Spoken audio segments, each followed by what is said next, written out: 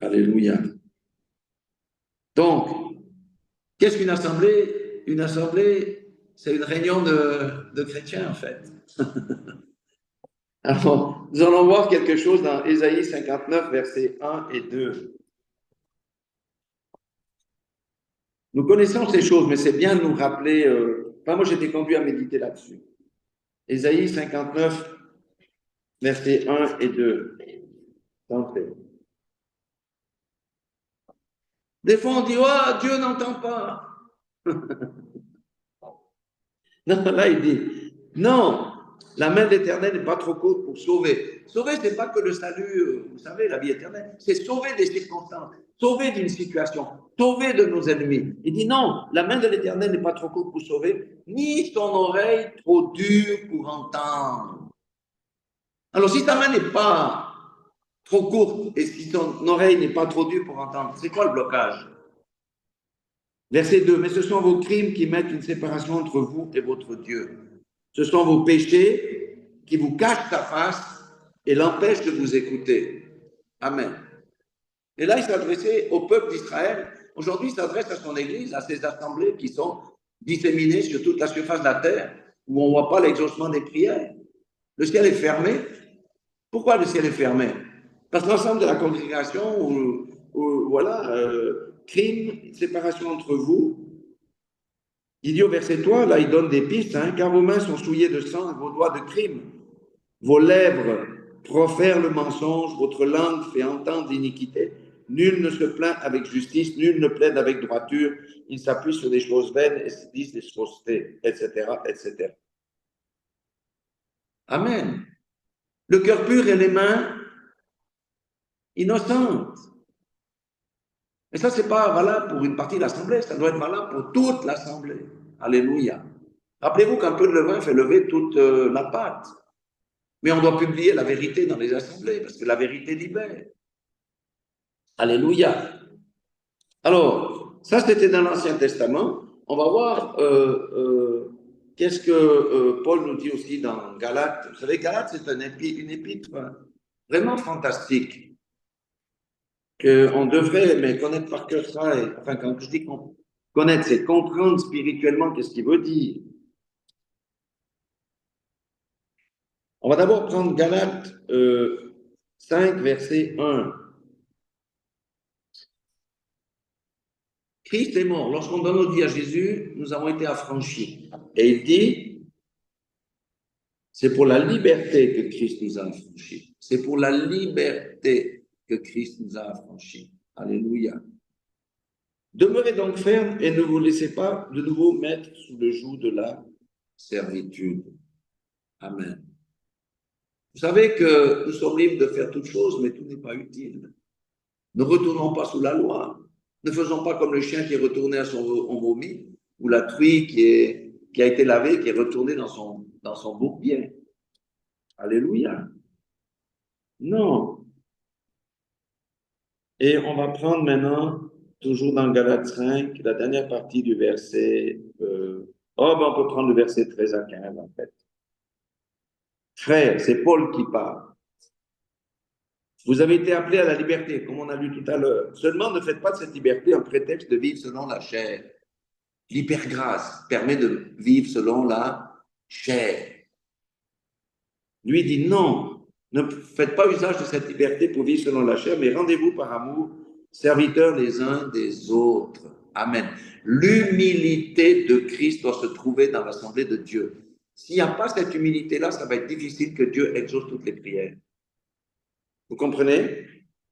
Mais rendez-vous par amour, serviteurs les uns des autres, car la loi est accomplie dans une parole, celle-ci, tu aimeras ton prochain comme toi-même. Je reviendrai tout à l'heure. Mais c'est surtout le verset 15 qui est clé. J'aimerais partager aujourd'hui. Ceci est un grand facteur de blocage de l'exaucement des prières dans une assemblée.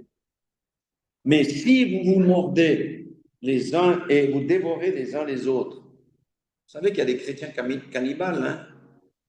Comment on mord et on dévore les uns les autres? Avec la langue. Prenez garde que vous ne soyez détruits les uns les autres. La langue est source de division, de querelles et de séparation dans l'Église. Les langues mauvaises doivent être liées dans l'Église. C'est la langue du serpent, la langue mauvaise, qui est coupée en deux. D'un côté, on bénit Dieu dans le culte, de l'autre côté, on maudit son voisin, son frère, sa sœur. On mal parle, on médit, on critique. Quand il y a la médisance, les colportages dans une assemblée, vous croyez que le ciel va s'ouvrir? Ciel fermé. Nous devons apprendre l'amour. Et même, il dit, si vous vous mordez, vous dévorez les uns les autres, prenez garde que vous ne soyez détruits. La langue détruit. La langue détruit quelqu'un. Pendant des années, j'étais un médisant parce que moi, je connaissais la parole et je pensais que j'étais au-dessus des autres. Et je critiquais à droite. Ça, ma femme, à combien de fois elle m'a repris, elle m'a taillé les oreilles en pointe, je peux vous dire. Non, mais c'est vrai. Parce que j'étais un bon religieux, j'avais la connaissance, je critiquais. Aujourd'hui, il y a plein de justiciers de Dieu religieux qui viennent critiquer les vidéos, qui mettent des commentaires parce qu'ils sont en dessus. Mais est-ce qu'ils ont déjà chassé un démon? Est-ce qu'ils ont déjà vu les miracles de Dieu dans leur vie? La religiosité, c'est un esprit orgueilleux qui critique, qui détruit. C'est l'esprit religieux. Il faut que l'esprit religieux soit chassé du milieu de nous. Ils se mettent à la place de Dieu pour déterminer qui a le salut, qui n'a pas le salut. Et ils critiquent, ils médisent. Non, stop à la médisance. La médisance, c'est quelque chose de très mauvais. Moi, ça m'a pris du temps pour sortir de là, je vous assure. Mais la parole là, elle est vraie, je vous assure. On se détruit les uns les autres avec la médisance, les colportages et les ragots. Donc ça, c'est un verset important. Je vais prendre un deuxième verset. On va rester dans. Alors, ça, on va aller dans Éphésiens. C'est juste à côté. Éphésiens 5.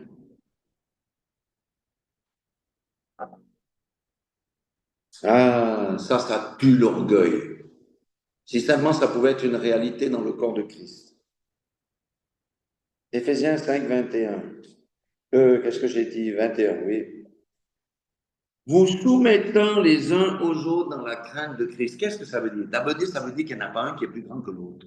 Tu peux faire 1m80, l'un 1m40, tu n'es pas plus grand spirituellement que celui qui est petit physiquement. D'accord? Qu'est-ce que ça veut dire vous soumettant? Ça veut dire accepter les conseils, accepter les reproches qu'on peut faire à quelqu'un sous la conduite de l'esprit, pas sous la conduite de la chair. Vous voyez ce que je veux dire? On se soumet les uns aux autres. Ça veut dire quoi? Jésus, il a lavé les pieds de ses disciples. Quelle humilité. Il s'est dépouillé de ses habits pour laver les pieds de ses disciples. Mais quelle humilité. C'est l'orgueil qui te fait penser que moi, j'ai les plus grands dons que toi. Moi, j'ai plus de discernement. Moi, j'ai plus de ceci. Moi, mes songes. Moi, mes mi, mon, ma, etc. Maman. Oui, une fois, j'avais prêché dans le nord de la France. Le Seigneur m'avait l'Esprit m'avait dit ma guitare, mon véhicule, mon assemblée, ma. Puis après, à force de dire ma et mon, c'est mon, voilà, c'est ça. C'est la chair. C'est mon assemblée. C'est ça qui nous faisait.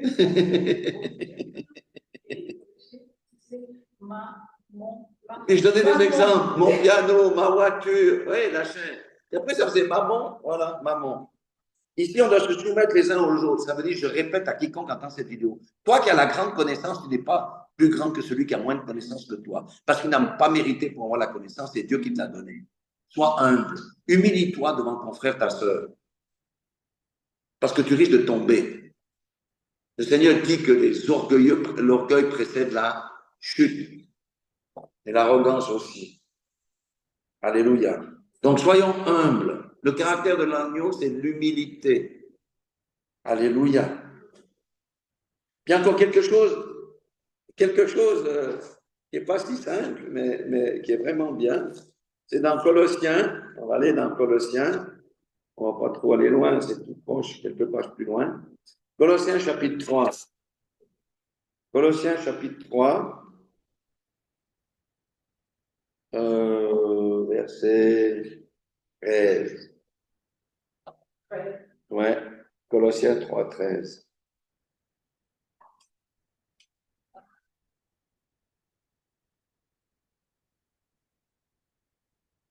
Ça, c'est formidable. Ça parle du caractère. Supportez-vous les uns les autres Et si l'un a un sujet de se plaindre de l'autre, pardonnez-vous réciproquement. Amen.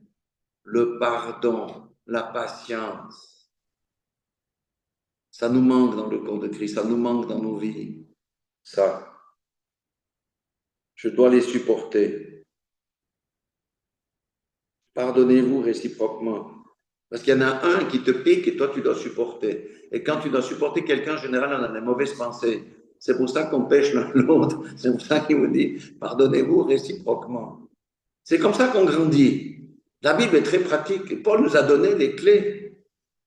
Ça peut être des blocages. Vous voyez? Ça peut être des blocages. Et verset 14, il dit même, mais par-dessus toutes ces choses, revêtez-vous de l'amour, qui est le lien de la perfection. Nous marchons dans la perfection. Mais le lien de l'amour doit grandir en nous. Donc, si je résume déjà ces 3 points, j'en ai un quatrième, arrêtons de nous mordre et de nous dévorer les uns les autres avec notre bouche. Soumettons-nous les uns les autres, acceptons le reproche qu'on peut nous faire, car l'un n'est pas plus grand que l'autre et l'un n'est pas plus petit que l'autre. Et puis, soyons patients, supportons-nous les uns les autres et demandons-nous pardon réciproquement. Ça, c'est dans l'Assemblée, hein, cette partie-là. Et il y a encore une chose que j'aimerais, c'est là où j'avais prêché Maman, le Seigneur m'avait donné une parole parce que le pasteur là-bas était tellement dans la souffrance. Les gens dans les offrandes, ils mettaient la main comme ça, mettaient 1 euro dans le panier. Lui, il avait ses enfants, c'était une personne du voyage, il mettait des centimes. Quelle honte, des centimes d'euros dans dans le panier. Vous croyez que ces gens-là peuvent être bêtes? Est-ce qu'il y a des fermés sur toute cette assemblée-là? Sur tous ces pingres, l'assemblée, sur tous ces pingres-là, le ciel est fermé. Et après, dit, oh, Dieu n'exauce pas. Écoutez ce que dit Hébreux, chapitre 13, verset 17. C'est un long verset, mais qu'on doit prêcher souvent. Surtout en Europe, où chacun vit dans la rébellion. Parce que tu reprends quelqu'un une fois, ah, on va quitter l'église, on n'accepte pas le reproche. Ah, on se retire. Ah, on fait ci, on fait ça. Hébreux 13, 17 dit, obéissez à vos conducteurs et ayez pour eux de la déférence, car ils veillent sur vos âmes dont ils devront rendre compte. Ma femme et moi, on doit rendre compte à Dieu de ce qu'on fait. Tous ceux qui ont une position de leadership dans le corps de Christ devront rendre des comptes. Et en général, si on donne des conseils, ce n'est pas pour vous détruire, c'est pour vous bâtir. Avec déférence, car ils veillent sur vos âmes et dont ils devront rendre compte. Qu'il en soit ainsi afin qu'ils le fassent avec joie et non en gémissant, ce qui ne vous serait d'aucun avantage. L'église des pingres, là, n'est pas bénie. Pourquoi? Parce que le serviteur de Dieu marche en gémissant. Mais ce n'est pas lui qui va venir leur demander d'être plus généreux. Vous voyez, il présente la parole. Après, c'est le rôle de tout un chacun. Je me rappelle très bien de cette assemblée-là. C'était vraiment triste pour le pasteur quand je voyais comment, avec ma femme, quand on le voyait, comment il devait se démener. Lui, c'était quelqu'un qui faisait les marchés dans le Nord. Donc, ce n'est pas un job à revenu fixe. Et les gens donnent des centimes d'euros. Ils mettent la main au panier. Oh Seigneur, j'ai donné, bénis-moi. 1 centime d'euro, 1 euro, 2 euros. C'est quoi ça? C'est la moquerie. Dieu n'aime pas les moqueurs. Donc ça, c'est au niveau de l'Assemblée. Toutes ces choses-là, ça peut être des choses qui bloquent. Si vous avez des conducteurs qui marchent en gémissant, sachez que l'Assemblée ne recevra jamais de bénédiction. Ceux qui marchent dans la rébellion ne recevront jamais de bénédiction. Donc on voit combien l'Assemblée doit être sainte. Mais pour ça, on doit prêcher la vérité pour que les cœurs soient touchés. On doit dire la vérité aux brebis, aux gens. Et quand on médite sur ces choses, d'abord, c'est pour nous. Est-ce que je marche en gémissant ou je marche dans la joie? Hein? Et moi-même, est-ce que je mords les gens ou je ne mords pas les gens? Est-ce que je dévore mes brebis ou je ne dévore pas mes brebis? C'est pour tout le monde. On est tous à la même ancienne. Mais à la fin des temps, le Seigneur a une seule église. Elle ne s'appelle pas ni baptiste, ni pentecôtiste, ni méthodiste, ni l'église de la puissance, ni l'église des miracles. C'est l'église de Jésus-Christ parce que c'est le capitaine en chef. C'est le roi des rois, le Seigneur des seigneurs. C'est Jésus-Christ. Amen. Et l'église de Jésus-Christ manifeste le caractère de Christ. Il a été soumis à son Père en toutes choses. Il a béni les gens en leur disant la vérité, en leur donnant des conseils. Il a guéri les malades. Il a fait toutes ces choses. Pour quel salaire? Pendu à la croix de Golgotha avec 4 clous. Ouais, 3 clous, puisque les pieds, c'est un seul clou. Battu à mort pour qu'on soit libérés du péché, qu'on marche dans la liberté et que nous puissions mettre en pratique ces choses-là afin qu'on ait des églises puissantes sur toute la surface de la terre, des églises où on voit les transformations des cœurs, des églises où on voit les changements de circonstances. C'est pas quelqu'un, un témoignage, oui, j'étais guéri du rhume. Les païens disent, oui, j'ai aussi eu le rhume, j'étais guéri du rhume. Non, on doit voir des choses, des inversements de tendance. C'est ce que nous expérimentons ici. On a eu des changements catégoriques de circonstances dans la vie des gens. Pourquoi? Parce qu'on applique les principes de Dieu. Dieu est un Dieu de principes. C'est pourquoi nous devons lire la parole de Dieu.